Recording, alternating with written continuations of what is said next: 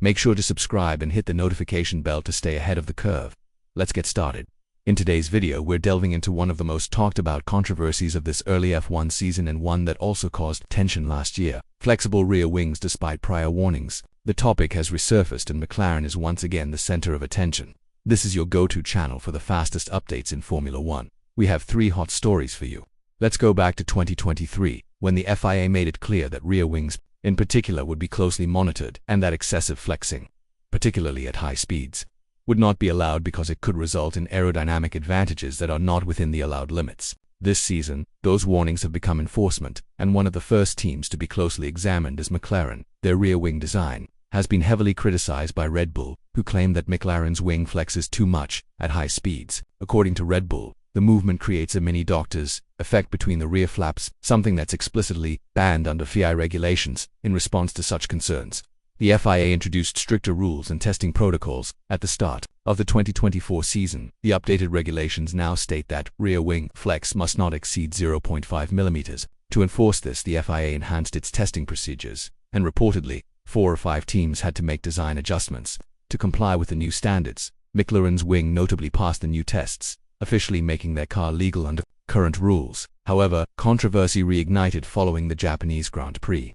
In slow-motion footage and high-resolution images captured by Racing News 365, analysts noticed that McLaren's rear wing still appears to flex significantly under load. The footage shows the wing deforming at high speeds, especially along the outer edges, briefly creating a visible gap, similar to a small Doctor's opening, before returning to its normal position. Comparative footage showed Red Bull's rear wing remaining stable and consistent under both high and low speed conditions, while McLaren's flexed noticeably more, particularly on the lateral corners. This visual difference has sparked renewed suspicion, with many questioning how McLaren's wing could behave that way while still passing the FIA's tests. So far, the FIA has not issued an official response to the footage, but insiders suggest the issue may be raised during the Bahrain GP weekend, and that technical delegates will likely be keeping a close eye on McLaren and any other team that could be pushing the boundaries of what's acceptable. It's a delicate line. Teams are always innovating within the gray areas of the rules, but the FIA's role is to ensure no one gains an unfair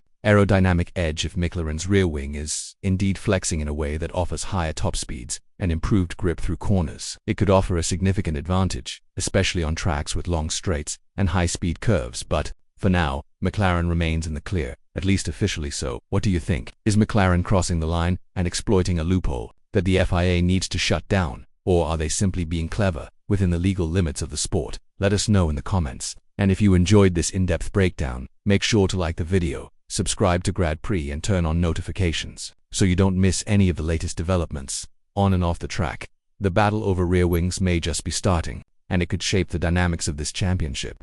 Big changes are coming to Formula One in 2025, and one of the most anticipated is the arrival of an 11th team on the grid: Cadillac, in partnership with Andretti Global.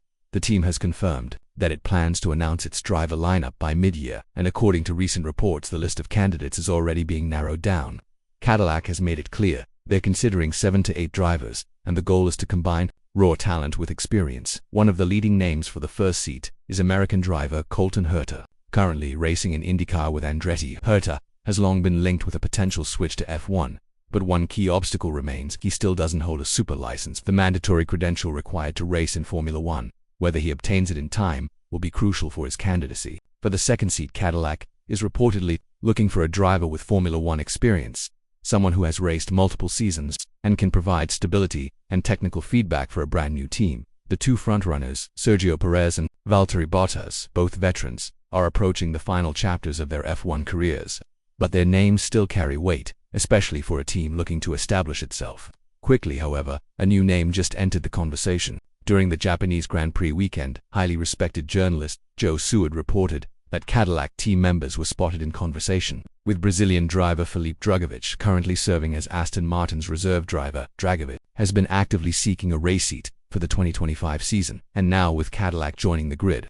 a golden opportunity might just be forming. There are a few reasons why this connection makes sense. First, Drugovich already has ties to Cadillac through other racing series, and some insiders believe he's a favorite within the team's inner circle. He's young, highly disciplined, and has logged thousands of simulator and test kilometers with Aston Martin, giving him a solid understanding of how a modern F1 team operates. That kind of knowledge isn't valuable for a new constructor, building its foundation from scratch. Additionally, compared to names like Perez and Bottas, Drugovich is a long-term investment. The veterans may have outlived their prime, but Drugovich is still developing, so giving him a chance now could pay off. In the upcoming seasons, Cadillac is reportedly carefully weighing its options, and no formal agreements have been signed yet. But it is certain that Drugovich is on their radar. Depending on how negotiations go, we may be entering the 2025 season with 2 Brazilian drivers on the grid, a first in many years. What do you think? Would Felipe Drugovich be a good fit for Cadillac? In their F1 debut season, should the team rely on seasoned veterans to mentor their initial steps in the sport, or should they rely on young talent? Let's keep an eye on this as the grid continues to change. Please share your ideas in the comments section, and remember to like the video, subscribe to Grand Prix, and enable notifications so you don't miss any important F1 stories. After weeks of doubts about the performance of the RB20, Max Verstappen silenced critics by securing pole position and dominating the race from start to finish. He maintained control throughout the Grand Prix, keeping McLaren's challengers at bay and never really allowing anyone to get close enough to threaten the lead. This strong showing was unexpected even for Verstappen, who admitted before the weekend that he wasn't confident in the car's overall potential. Now, with the Bahrain Grand Prix just around the corner, the big question is whether Red Bull has truly resolved its problems or if last weekend was an isolated success. In his media appearances this week, Verstappen provided some clarification. He acknowledged the strong performance in the previous round but quickly pointed out that the RB20 is still far from perfect. Verstappen stated that the car still has problems with tire degradation, particularly in race trim, and that performance it starts to decline significantly after the first few laps, primarily due to rapid tire wear.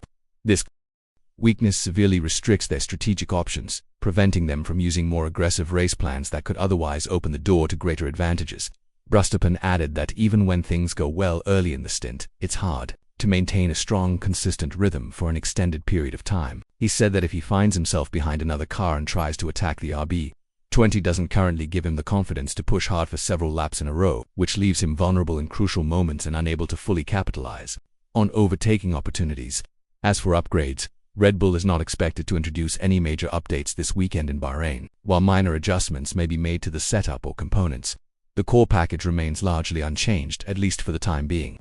This puts pressure on the team to make the most of what they already have rather than relying on new parts to close any performance gaps. Bahrain's track characteristics are notably different from the last venue, and with its abrasive surface and high tire degradation, it's a circuit where tire wear and energy management are more important than ever. So what should we expect from Red Bull and Verstappen this weekend? Will they repeat their dominant performance and once again lead from the front? Or will McLaren or perhaps Ferrari bounce back and reclaim the upper hand? Let's not forget that in recent rounds, McLaren has shown serious pace, particularly in qualifying and medium to high-speed corners. If Red Bull's tire issues persist, McLaren could once again challenge for the win, especially if track conditions favor their setup. Either way, Bahrain promises to be a key indicator of where the title fight might be heading. If Verstappen can win again with an unchanged car, it may signal that Red Bull's consistency and driver skill are still enough to hold off the competition. But if McLaren comes out swinging, the momentum could quickly shift back in their favor. Now it's your turn. Do you think Verstappen can win again this weekend, or will McLaren strike back and take control of the championship battle? Let us know in the comments, and don't forget to like this video, subscribe to Grand Prix and turn on notifications so you don't miss a single update as we head into another thrilling F1 weekend.